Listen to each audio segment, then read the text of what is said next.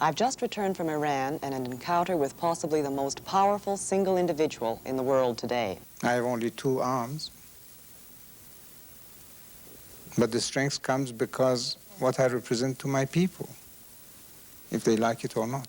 You can't keep on the way you were doing because the old way was a little exaggerated.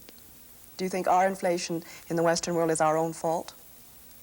Not mine, anyway, because it started well before we increased the price of oil. You built your progress and your affluence at our expense. So you can't say that we increased the price of oil all of a sudden, because for 20 and some odd years, maybe 24 years, we have just been terribly exploited in a very mean way.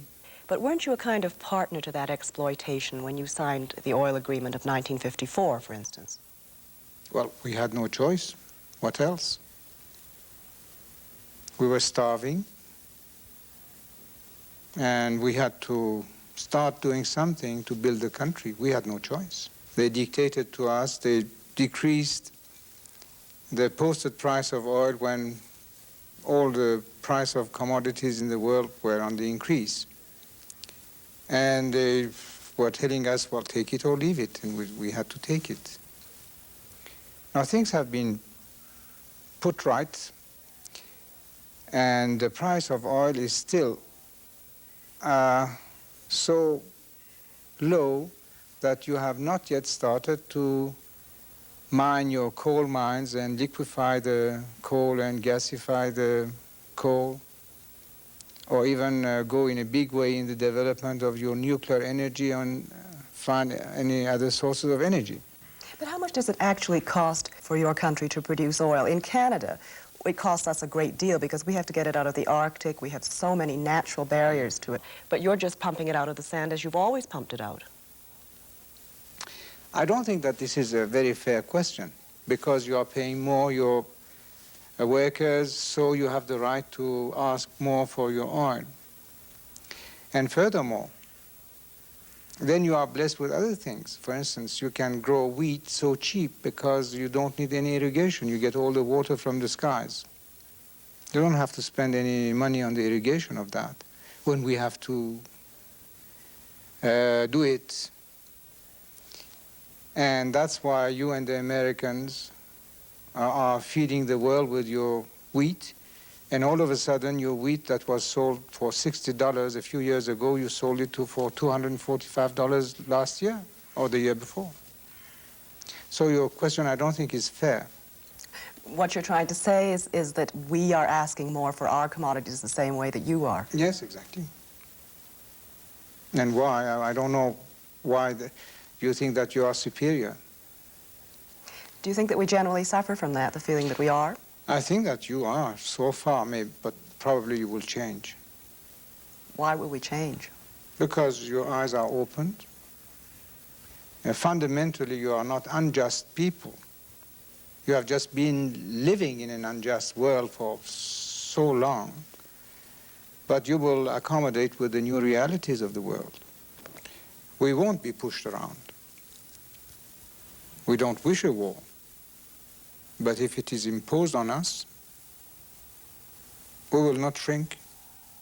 For the next 20, 25 years, it's absolutely vital for us, because the Straits of Hormuz, which is the entrance to the Persian Gulf, is our jugular vein. We live by that. And furthermore, our forces which are there are not just for the Persian Gulf. They're just stationed there. They could serve in any direction. Nobody could invade us without being forced to crush us, because we are not going to surrender.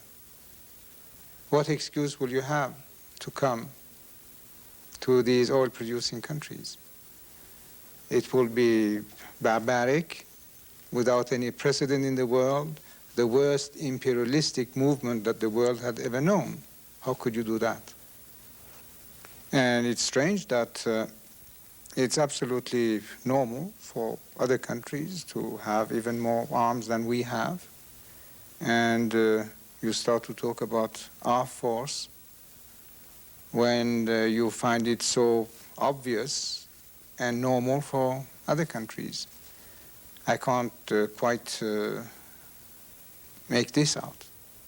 Is it perhaps that the Western countries are just not used to thinking of Iran as a major world power in any terms whatsoever, whether it's dealing about oil or whether it's talking about an army? Yes, maybe you're right.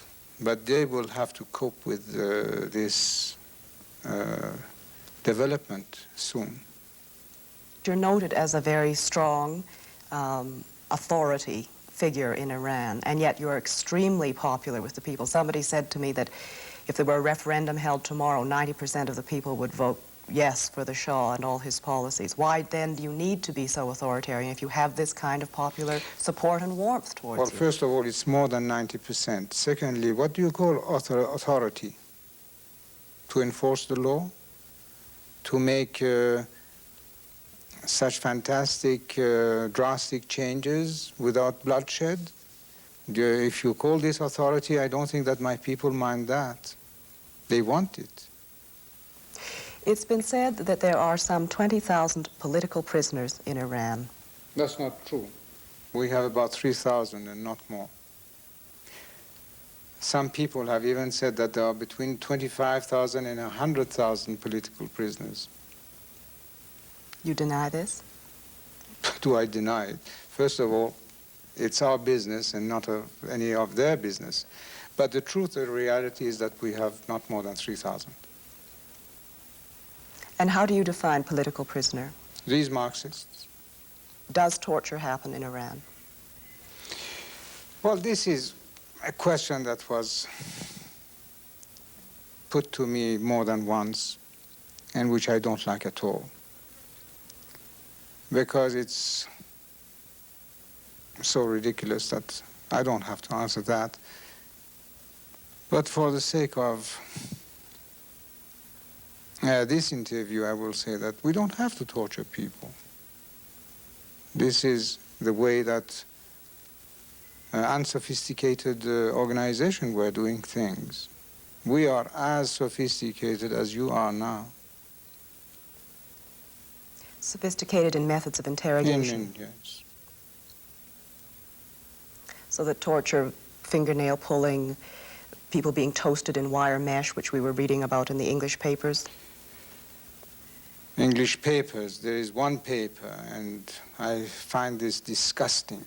And I don't really appreciate at all a serious organization like you repeating trash that you can see in one paper in one country.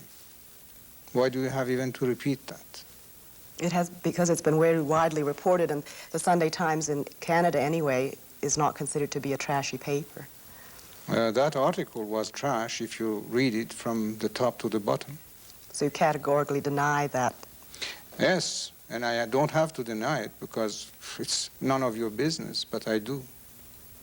You've often said that you have never sentenced to death anyone who has attempted to kill you.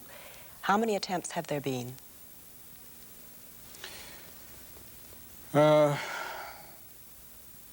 One, but he was killed by the security people. Then the second, 5, 6 people were involved. They were all pardoned by myself. And indirectly, we know that there have been some attempts which did not materialize. And they have been also pardoned. And this has been my policy and probably will always be my policy. I forgive when anything concerns me personally. And I can't do it when it concerns the country and the state. Are you ever afraid when you make public appearances? Never. First of all, I'm not afraid of anything. Secondly, I know very well that I will be around as long as it has been written.